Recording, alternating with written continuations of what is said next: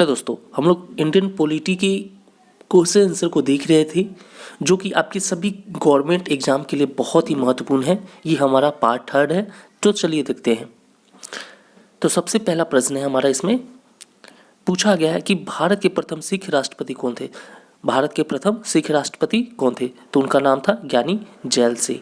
ठीक है, चलिए अगला प्रश्न है हमारा जो कि आप देख रहे होंगे। इस प्रश्न में पूछा गया कि केरल का उच्च न्यायालय कहाँ स्थित है। पूछा गया कि केरल का उच्च न्यायालय कहाँ स्थित है। तो केरल का उच्च न्यायालय कहाँ स्थित है? एर्नाकुलम में स्थित है। चलिए अगला प्रश्न है हमारा, जैसा कि आप लोग को दिख रहा होगा। इस प्रश्न में पूछा गया है कि उत्तर प्रदेश की प्रथम महिला मुख्यमंत्री कौन बनी। उत्तर प्रदेश की प्रथम महिला मुख्यमंत्री कौन बनी? तो उनका जो नाम था, क्या नाम था?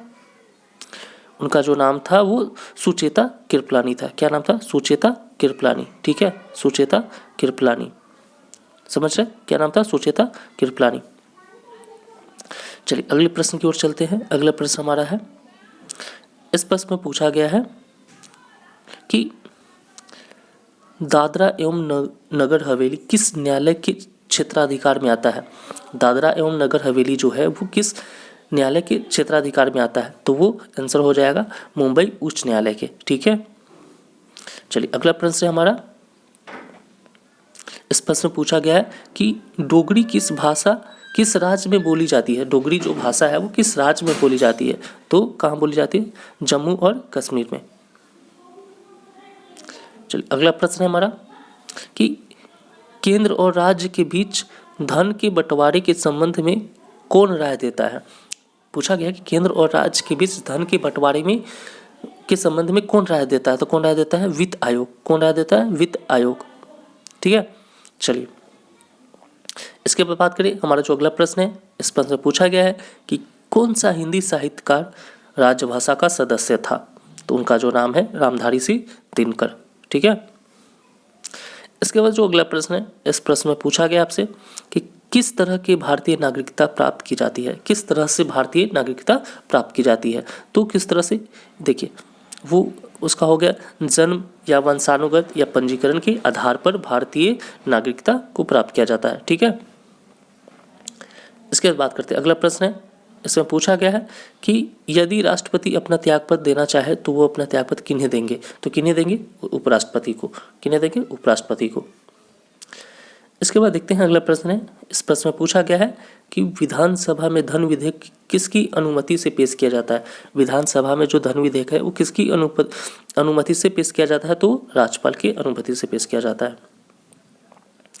चलिए अगला प्रश्न हमारा, इसमें पूछा गया कि लोकसभा तथा राज्यसभा की संयुक्त बैठक कब होती है। तो कब होती है? संसद का सत्र शुरू होने पर लोकसभा तथा राज्यसभा की संयुक्त बैठक होती है। इसके बाद अगले प्रश्न की ओर चलते हैं। अगला प्रश्न हमारा,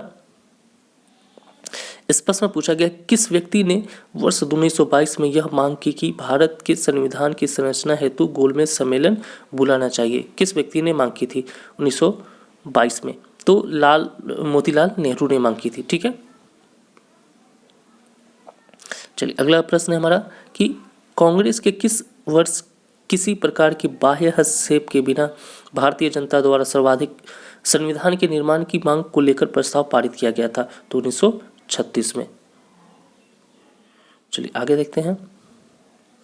अगला प्रश्न है, इसमें पूछा गया वर्ष 1938 में किस व्यक्ति ने वयस्क मताधिकार के आधार पर संविधान सभा के गठन की मांग की थी। तो जवाहरलाल नेहरू ने। अगला प्रश्न, इस प्रश्न में पूछा गया है कि वर्ष 1942 में किस योजना के तहत यह स्वीकार किया गया कि भारत में एक निर्वाचित संविधान सभा का गठन होगा जो युद्धोपरांत संविधान का निर्माण करेगी। तो क्रिप्स योजना ने। किस योजना ने? क्रिप्स योजना ने। हमारा अगला प्रश्न है, इसमें पूछा गया है कि राज्यपाल के लिए नामित प्रथम फिल्म अभिनेत्री कौन थी। राज्यसभा के लिए नामित प्रथम फिल्म अभिनेत्री कौन थी? तो वो थी नरगिस दत्त। अगला प्रश्न है हमारा, इसमें पूछा गया है कि संविधान संशोधन के कितने प्रकार से किया जाता है। संविधान में जो संशोधन है कितने प्रकार से किया जाता है वो? तो 5 प्रकार से किया जाता है। ठीक है, चलिए अगला प्रश्न की ओर चलते हैं। अगला प्रश्न हमारा है, इसमें पूछा गया है कि कैबिनेट मिशन योजना के अनुसार संविधान सभा के कुल कितने सदस्य थे? तो 389। ठीक है, इसके बाद बात करते हैं। अगला जो प्रश्न है, संविधान सभा के लिए चुनाव कब निश्चित हुआ? संविधान सभा के लिए चुनाव कब निश्चित हुआ? तो वो हुआ जुलाई 1946 को। इसके बाद करते हैं अगले प्रश्न की ओर चलते हैं। तो अगला प्रश्न, किसी क्षेत्र को अनुसूचित जाति और जनजाति क्षेत्र घोषित करने का अधिकार किसे है? तो राष्ट्रपति को है। किसे है? राष्ट्रपति को है। इसके बाद देखते हैं अगले प्रश्न के। अगले प्रश्न है, संविधान सभा को किसने मूर्त रूप प्रदान किया है? तो किसने मूर्त रूप प्रदान किया है? तो जवाहरलाल नेहरू ने। अगला प्रश्न हमारा कि संविधान सभा की प्रथम बैठक कब हुई? तो संविधान सभा की प्रथम बैठक जो हुई थी 9 दिसंबर 1946 को हुई थी। इसके बाद बात करते हैं, इस प्रश्न की ओर देखते हैं। पुनर्गठन के फलस्वरूप वर्ष 1947 में संविधान सभा के सदस्यों की संख्या कितनी थी? जब पुनर्गठन के फलस्वरूप उसके बाद 1947 में संविधान सभा के सदस्यों की संख्या कितनी थी? तो 299 थी। अगला प्रश्न है, ये प्रश्न पूछा गया कि संविधान सभा के किस देशी रियासत से के प्रतिनिधि ने भाग नहीं लिया था? पूछा गया कि संविधान सभा के किस देशी रियासत के प्रतिनिधि ने भाग नहीं लिया था? तो किस देशी रियासत के? तो वो देशी रियासत कौन सा था? तो हैदराबाद था, हैदराबाद।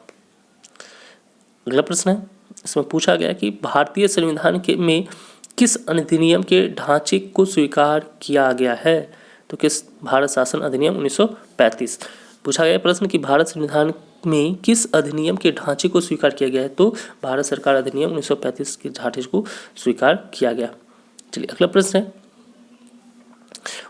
राष्ट्रीय चुनाव संबंधी मामले किसके पास भेजे जाते हैं? तो ये सभी मामले किसके पास भेजे जाते हैं? तो उच्चतम न्यायालय के पास भेजे जाते हैं। इसके बाद बात करते हैं। अगला प्रश्न है कि दल बदल विरोधी कानून से संविधान का कौन सा संशोधन संबंधित है? तो 52वां, 52वां, ठीक है, 52वां संविधान संशोधन संबंधित है। ठीक है, इसको हम क्या बोलेंगे जरा समझ लीजिए, नहीं तो कन्फ्यूजन।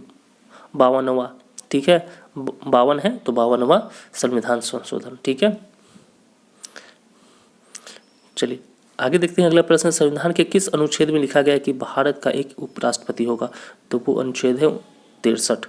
ठीक है, तो इस प्रकार से हम लोगों ने आज पार्ट 2 को भी देख लिया। ठीक है, इस तरह से हम लोगों ने किसको देखा? पार्ट 2 को, पार्ट 3 को आज हमने देखा। इसके बाद अगले वीडियो में हम पार्ट 4 को देखेंगे।